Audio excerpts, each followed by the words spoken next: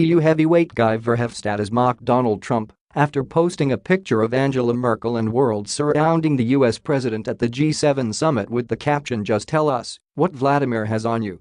Maybe we can help." But his efforts were not met with universal approval, with one Twitter user urging him to stay classy rather than get involved in trolling. Mr. Verhofstadt, the European Parliament's Brexit representative as well as a former Prime Minister of Belgium, made 2 attempts at social media satire with his captions being retweeted by at least 4,000 Twitter accounts. He was possibly inspired by the news that Mr. Trump had left the summit in the Canadian province of Quebec early. The picture in question, which was released by Mrs. Merkel's office, features various world leaders stood around a seated Mr. Trump, with German Chancellor Angela Merkel leaning over a table and looking at him intently. In Mr. Verhofstadt's first effort, he tweeted the picture with the caption, "Just tell us what Vladimir has on you. Maybe we can help." This was a clear reference to the investigation into Russian hackers allegedly swaying the US election in Mr. Trump's favor. Then less than an hour later, Mr. Verhofstadt followed this up with another caption reading, "Donald, next time you tweet something stupid, we confiscate your phone, Capus."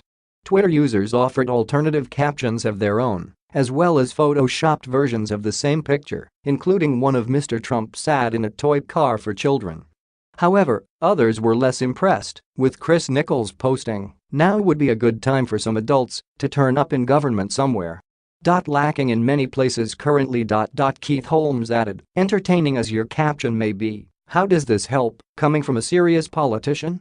And Demosthenes wrote, "Mr. Verhofstadt, I can tweet that kind of things because I'm no one, but you have to stay classy. That's one of the sacrifices of public service. Do not worry, the nobodies of the EU will keep alive the trolling of Mr.